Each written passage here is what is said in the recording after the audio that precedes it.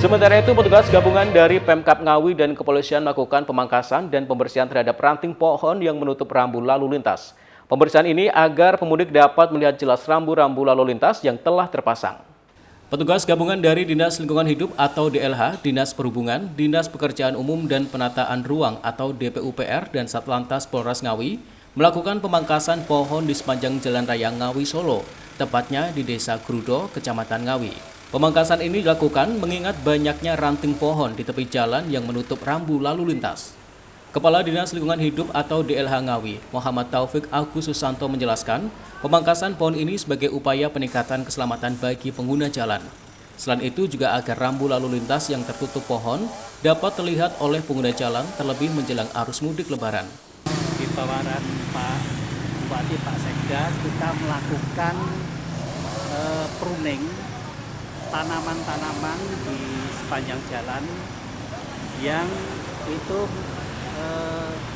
ranting-ranting yang nutup ini rambu, supaya pengguna jalan itu bisa melihat rambu dengan baik sehingga dia tahu apa yang harus dilakukan dalam mengendarai kendaraan.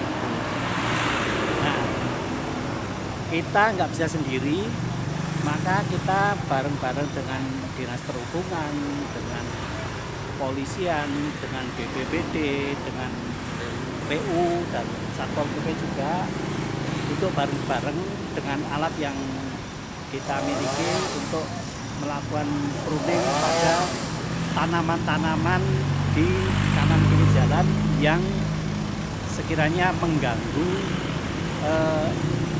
adanya rambu lalu lintas.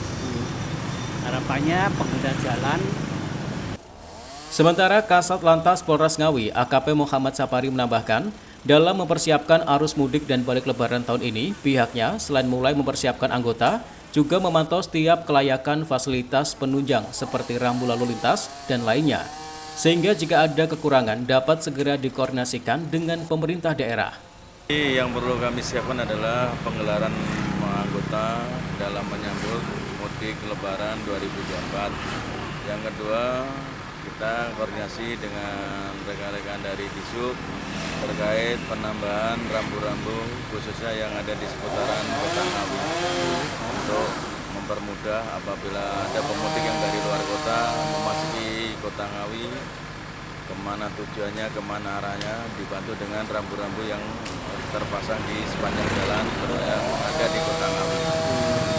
Salah satu pemotongan ini juga salah satu untuk menampakkan rambu-rambu itu, dan gitu. Betul, salah satu cara ada mengurangi rimbunnya dahan-dahan yang ada di jalur utama di Jalan Ngawi ini, di Kota Ngawi ini, karena apa? Itu sebagian besar dahan-dahan daun itu menutupi rambu-rambu yang sudah terpasang.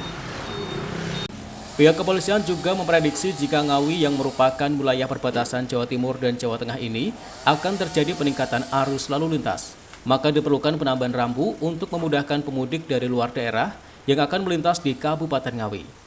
Ita Wahyu, CTV, Ngawi.